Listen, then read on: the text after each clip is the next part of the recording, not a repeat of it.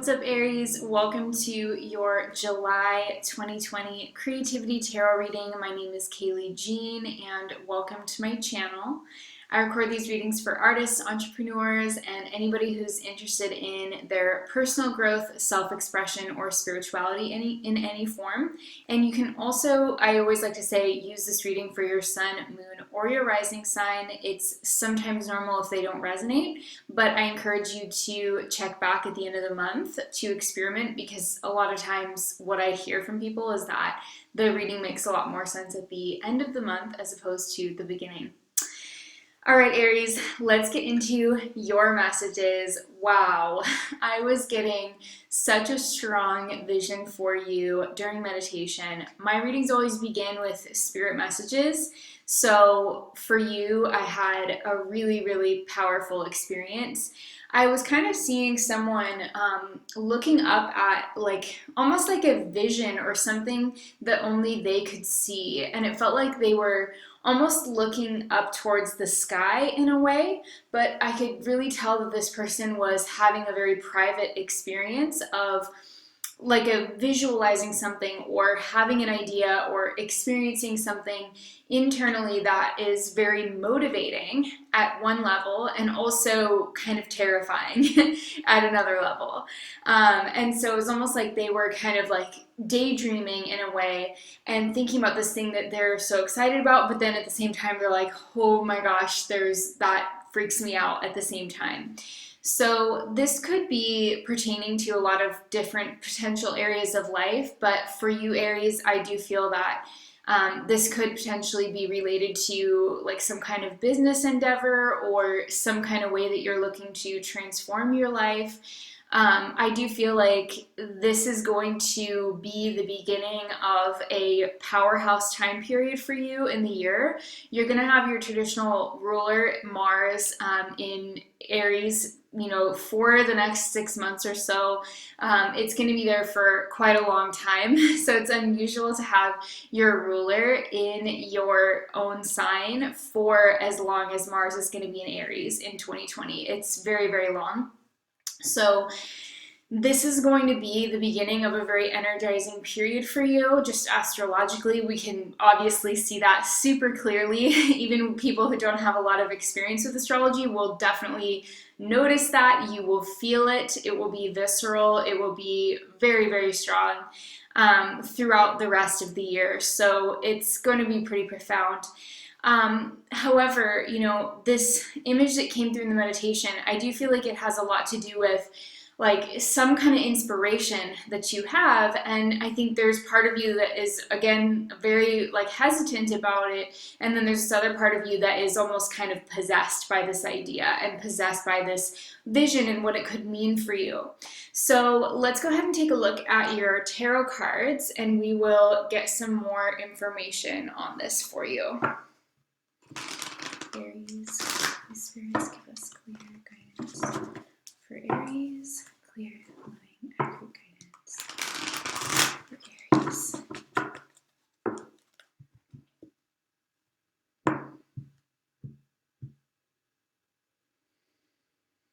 Okay.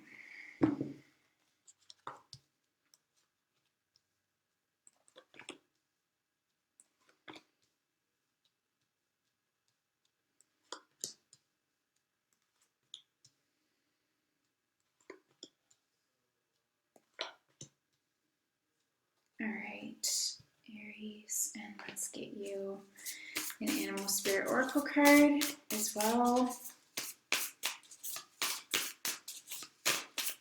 Couple.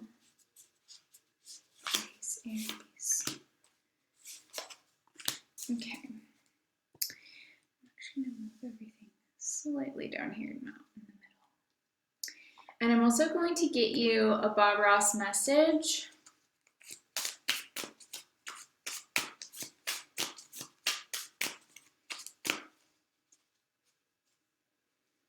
I love Bob Ross, and with these creativity readings, it's such a blessing to be able to work with his phrases. I'm also getting you a surrender card. We'll see that at the end of the reading. So, wow. So your path is the butterfly, and your obstacle at this time in July is the vulture. So this is pretty impressively spot on with just the energy that I was feeling for you, Aries, in the meditation. The butterfly as a path is all about major transformations and shifts, okay? It is really about coming out of your cocoon in some meaningful way, some kind of significant way, spreading your wings. A lot of this has to do with Mars, obviously ingressing into your sign and really starting to feel this sense of like a return, I want to say, to something that's uniquely you and uniquely related to kind of your idiosyncratic and very personal like purposes that you have in life, but it also is something new. It's like a new development within your personal growth, I want to say. And so that's very, very prominent. But the difficulty with this is in letting go of the shell of the past. The difficulty in this is in processing what no longer is relevant for you and allowing life to kind of resorb that shell, or, because the vulture is a creature that takes care of waste. It takes care of, in the environment, if there's a decaying corpse of an animal, that can create negative things in the environment, where there can be bad bacteria, there can be just, a lot of flies and just a lot of things that are sort of toxic. And so vultures serve a very honorable purpose in the ecosystem because they take away, they remove all of this stuff that needs to effectively be composted and used. So a lot of times when we have vulture energy showing up in our life, we want to kind of like it repels us. Like, we don't necessarily think that this is the most attractive, beautiful creature, and it's not the most attractive, beautiful energy. But if we actually kind of lean into that process, we can really let go of the things that have become kind of a burden of toxicity in our life. So for you, Aries, there's going to be a theme of that, of releasing things that are kind of toxic for you, or that are just old and unusable and unnecessary. So let's take a look at your cards. Yep, makes a lot of sense. We've got Three of Swords and the King of Cups, King of Wands, Five of Wands, the World, Three of Cups, the Hierophant, and the Eight of Pentacles. Okay.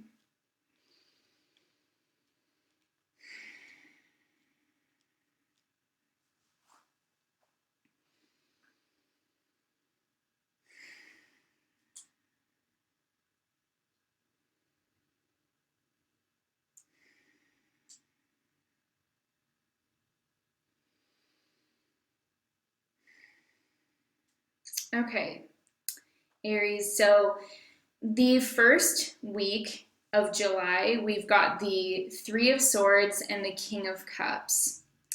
So one of the classic ways that I could look at the combination of those cards would obviously be that if you are an Aries who's going through a hard time, it would be, the solution is to find somebody who you can have a meaningful conversation about that with. That would be one of the first things that I would say is, like, if you are dealing with some kind of heartbreak or a powerful disappointment in the beginning of the month, or maybe this is carrying over something that you dealt with in June, I'm not really sure. This is about really finding like somebody who you can talk to that is going to really kind of help you form a new narrative around that. Like, I see some really important soul work happening for you in the first week of July, wherein you're going to have this space and the sense of emotional security to really process things that have been unpleasant for you on an emotional level. And I think that with, this King of Cups person, it could be a therapist, a counselor, it could be male or female. It doesn't really matter. It's just somebody who can hold some safe space for you. So that's the first potential way that I would look at this. However, We do also have the full moon in Capricorn during the first week of July on the 4th of July.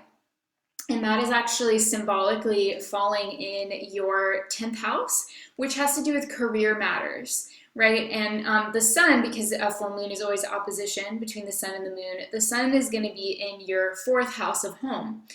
So you're going to have this tension across home and work life in the first week of July. And that's when we also have the lunar eclipse happening on July 4th as well.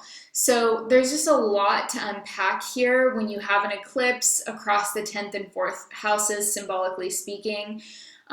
They are in cardinal signs, which you are also cardinal signs, so they're squaring potentially anything that you have around 13 degrees of Aries.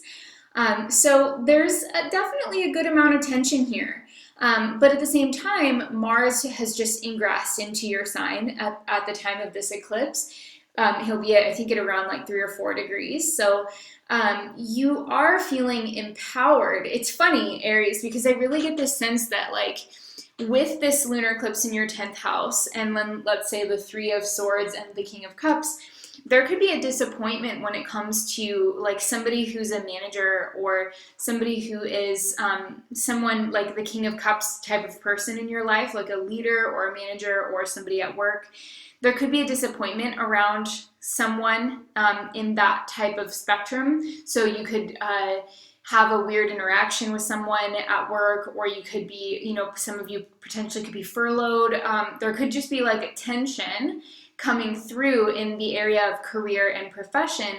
But it's funny because, like, at the same time, with Mars having just ingressed into your sign and just the energy that I'm feeling intuitively, like, you actually don't really feel that this is a tragedy. There may be, like with the 3 of Swords, there could be some hurt feelings, or there could be some, you know, disappointments that you're healing from. But I also feel like you feel very strong. You feel so competent in your life that you don't really feel like this is going to take you down. If there is something that's going on that's iffy, there's part of you that's probably thinking, you know, this is exactly what I needed. Like, this is the sign from the universe that I needed to remind me that I need to do something different. And I know I can rise to this challenge. I know that I will succeed. And this is part of my process of doing that.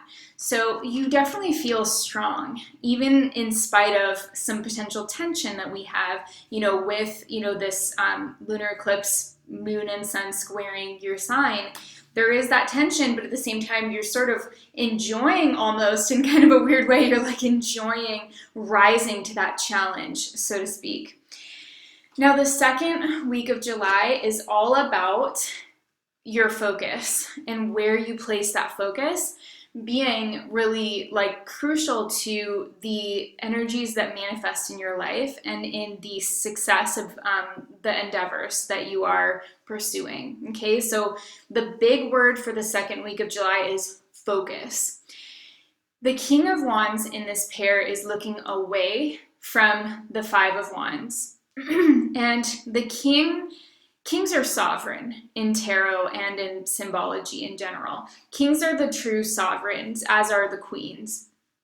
So when you have a sovereign card, like the King of Wands, turning away from what looks like kind of child's play, and these people are like sparring, it's almost like there's this message coming through spiritually for you in the second week of July that if there is conflict around you, if there is strife around you, if there is chaos around you, and I'm not just saying this to kind of like sound rude or anything, but I honestly feel like, Aries, that whatever that is beneath you. Like, it genuinely is beneath you. You don't need to concern yourself with it. You don't need to focus on it. You don't need to jump in and join the action. You can focus, and this is maybe your permission slip that you're receiving this reading. You can focus on your path and on what is going to work better for you in the long run. I really see this being, you know, a sign that you don't have to get involved, and that actually it would be better for you to just keep focusing on like your creation, your work, the things that are going to better your life, basically, is like what I see. So stick to your own path and don't feel like you have to join every sparring or every argument or try and help somebody that is like openly jabbing at you, right? Like they can just do their thing, they can figure it out, because you're on the right track. So if you just keep moving in your direction, you let them handle it however they need to, they're going to get where, you know, they need to go eventually. And I think that's really what's in their best interest anyway, is to kind of figure themselves out. The third week of July, we have the World card with the Three of Cups. Now these cards share a link. So the World is 21 and the Three of Cups is obviously 3. 2 and 1 is 3. So there's a connection here between the microcosm and the macrocosm of your life. Essentially, the patterns that you're noticing when it comes to like social things, because it's the Three of Cups, the patterns you notice in other people are also echoed in the like broader landscape of the population of the planet. So there's something that you're noticing maybe about, let's say, for example, somebody that you know personally, right? And they're expressing to you perhaps something in that third week of July that you never thought that you would hear them say, maybe, or they're explaining to you like something about their growth or their experience or maybe their path to success in some arena of life. And you're maybe kind of inspired by that. Like you're kind of thinking, wow, you know, that person's actually, they are, you know, having these realizations that I didn't really expect them to have. And I'm really almost kind of proud of them in a way. Just know that like that same experience that you're hearing about from someone else, that experience is going on within you as well. You are unlocking the secret of your own empowerment in many ways right now. And many, many people in the world are doing the exact same thing in their own way. So this is kind of a recognition that the smaller interactions that you have in your life that you feel are positive or that are like a glimmer of hope for you in some way, those are happening on a broader scale too. And that will tell you something about the potential success of your efforts, whatever it is that you're trying to do. If you're a business person, an artist, if you are, you know, an entrepreneur that owns a brick and mortar business or an online business, it's like showing you that there are things that are going on energetically that are like replicating over time and space right now. And so if you can get in tune with those, which I feel that you are, it's going to open up a lot of doors for you, and you can almost be like in the beginning, you can be at the cutting edge of a new wave of interest or a new concept that's emerging within the collective. And so that could be really good for business, obviously, because if you are in tune with where people are going, you can obviously set yourself up to be there when the rest of them get there. And that's a great way to have a successful business. You know, it's a great way to run a business intuitively as well. So with the Eight of Pentacles and the Hierophant at the end of the month, I see a lot of spiritual purpose in what you're doing at the end of July. And I think that there's going to be some like pretty significant commitments that you're going to be making, maybe not necessarily to other people, but really to yourself. Like by the end of the month, I think that you are going to be feeling that there's still a lot of work to be done, but also that you're ready to take on that much work and that you're ready to commit yourself completely to some kind of bigger project that has a spiritual purpose for you with the Hierophant. Or it could also be having to do with some type of healing, like maybe learning a healing modality, because the Hierophant is traditionally associated with like a doctor, or it can also be a spiritual practitioner, or even like a preacher, or somebody like who has a lot of traditions, like spiritual traditions that help them to, you know, do their healing work. So let's talk about your Bob Ross message. It says, you have to allow the paint to break to make it beautiful. Wow, you have to allow the paint to break to make it beautiful. That's this Three of Swords here. That's the Three of Swords talking, right? And that was that lunar eclipse happening in your 10th house, symbolically. You know, that's really where that energy is pointing when I look at this. It's about great change in your path in your life, your overall path in life. And sometimes you have to let things disintegrate a little bit before they can take a new form, right? And that's kind of the same thing that the Bob Ross card is saying, is you have to let the paint break to make it beautiful. Sometimes the imperfections and the like little issues are actually the things that hold the most beauty. All right, I'm going to read your surrender card. It says, surrender negative thinking. Beautiful. You have control over your thoughts. When negative thoughts surface, say thank you for sharing and quickly refocus on positive affirmations. I really love this because it reminds me of the meditation message that I got for you guys, where the person was sort of having like the vision and they were looking up in the sky, and here there's like this manifestation of, you know, just a bunch of leaves and trees, this tree and like birds, and so there's like this kind of manifestation almost of energy in the sky if you sort of blur your eyes and look at it. And I think this is about like recognizing that something is taking shape in your life, Aries, and it is going to be vast and beautiful and transformative.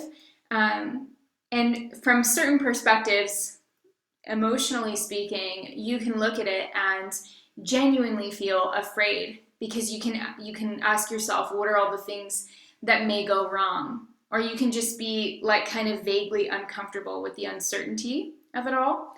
But this vision is something that is being generated within you as well. So I think you just have to go with it.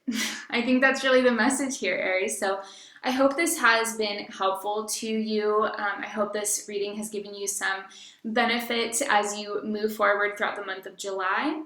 I am sending you so much love and wishes for your prosperity and your health and your just general feeling of peacefulness in your life, Aries. Thank you so much for being here. Thank you for liking this video. That really helps support my channel. Also leaving me a comment. So if you would like to just let me know you're still watching and that you appreciated the reading, leave me a little fire emoji or just write fire because you guys are gonna have some fire.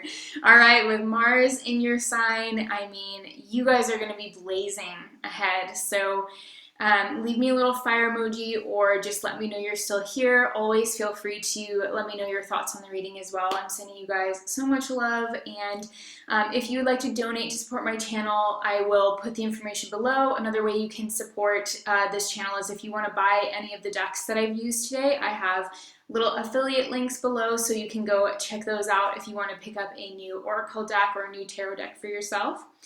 And I'm just sending you guys so much love and lots of blessings, and I wish you an amazing month in July. Bye, Aries.